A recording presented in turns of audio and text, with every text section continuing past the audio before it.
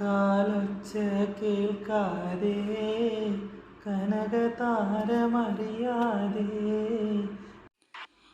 റോയിച്ചൻ പാടാൻ തുടങ്ങിയതും അവൻ്റെ സൗണ്ടിൽ അവൾ അലിഞ്ഞുപോയി എന്ന് തന്നെ പറയാം. അവൾ അവനെ തന്നെ നോക്കിക്കൊണ്ടിരുന്നു. അവളുടെ വിഷമങ്ങളെല്ലാം അവനിൽ മാഞ്ഞു പോകുന്ന പോലെ അവൾക്ക് തോന്നി.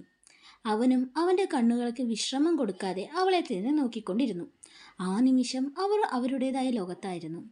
ദേവുവിനെ ഒന്ന് ചേർത്ത് പിടിക്കാൻ റോയിച്ചിൻ്റെ ഹൃദയം വെമ്പി. അവർ പരസ്പരം അടുത്തു നിന്നു, അവർ പോലും അറിയാതെ തന്നെ. അപ്പോഴാണ് അമ്മച്ചിയുടെ കോൾ വരുന്നത്. കോൾ ശബ്ദം കേട്ടതും പെട്ടെന്ന് ഞെട്ടിമാറി രണ്ടാളും. റോയിച്ചൻ ഫോൺ എടുത്തു. ഹലോ മോനെ. റോയിച്ച, അമ്മച്ചിയാടാ. പറ അമ്മച്ചി, നിങ്ങൾ ഏതുവരെ എത്തി? അല്ല, നല്ല പണിയാ കാണിച്ചേ. എന്താ എന്നോട് പറയാത്ത പോയേ? അതോ മോനെ, നീ ഉറങ്ങട്ടെ എന്ന് വിചാരിച്ചു, അതാ. പിന്നെയില്ലേ, ഞങ്ങൾ ഇന്ന് അന്നമ്മച്ചിയുടെ വീട്ടിൽ കൂടുക. റോഡിലെ മുഴുവൻ വെള്ളക്കെട്ടാ, അതാ. യാത്ര ചെയ്യുന്നത് പ്രശ്നമാണെന്നാ റോണി പറയുന്നേ.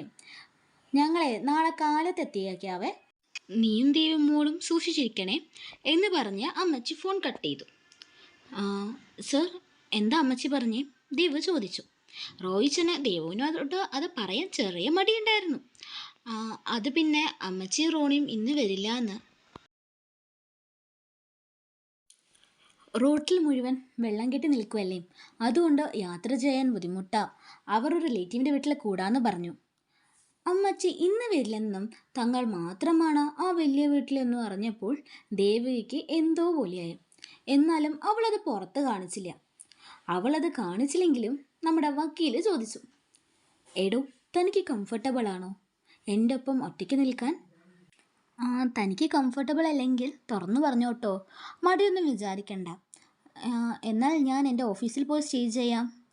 വക്കീൽ പറഞ്ഞത് കേട്ടത് ദേവുവിന് അതിശയായി.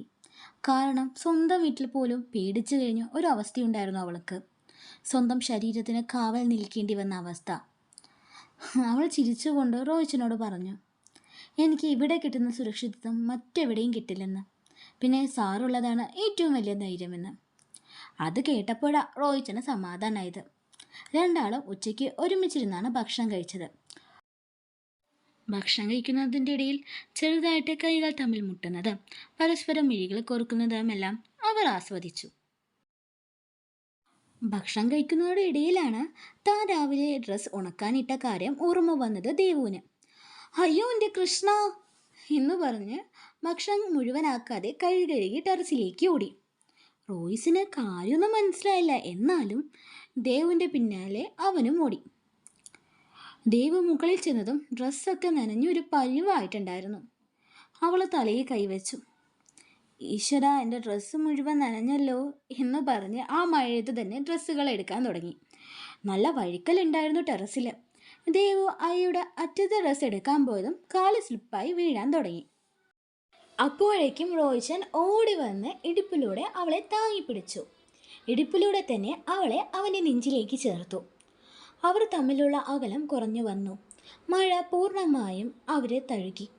രണ്ടാളുടെയും ശരീരത്തിലേക്ക് നനവ് പടർന്നു കയറാൻ തുടങ്ങി. റോയിച്ചിൻ്റെ ശ്രദ്ധ അവളുടെ മിഴികളിലേക്കായി. അത് മെല്ലെ അവളുടെ ചുണ്ടിലെ മറുകിലേക്കും. അതിൻ്റെ ഭംഗി ആസ്വദിച്ച് റോയിച്ചിന് മതിയായില്ല. അവൻ ചെറുതായിട്ട് ഇടുപ്പിൽ അമർത്തിയപ്പോൾ അവൾ ഉയർന്നു പൊങ്ങി. പരിസരം മറന്ന് അവർ അങ്ങനെ നിൽക്കുമ്പോഴാണ് ഫോൺ റിങ് ചെയ്തത്.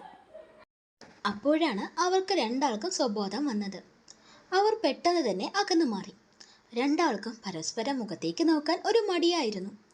റോയിച്ചൻ ഫോണിലേക്ക് നോക്കിയപ്പോൾ ദേ നമ്മുടെ കസ്റ്റമർ കെയറാ വിളിക്കുന്നേ. അവൻ ദേഷ്യത്തിൽ ഫോൺ കട്ടാക്കി. എന്നിട്ട് ദേവുവിനോട് ചോദിച്ചു, തനിക്കെന്താ വട്ടുണ്ടോ ഈ മഴയത്ത് ടെറസിൽ വരാൻ? ഇപ്പം താഴെ കിടന്നേനെ. അത് സർ, എൻ്റെ കയ്യിൽ ആകെ 4 ചുരിദാറേ ഉള്ളൂ. ഞാൻ ഇട്ടതൊഴിച്ച് ബാക്കി 3 ഇന്നലെ നനച്ചു, അതാ ഞാൻ.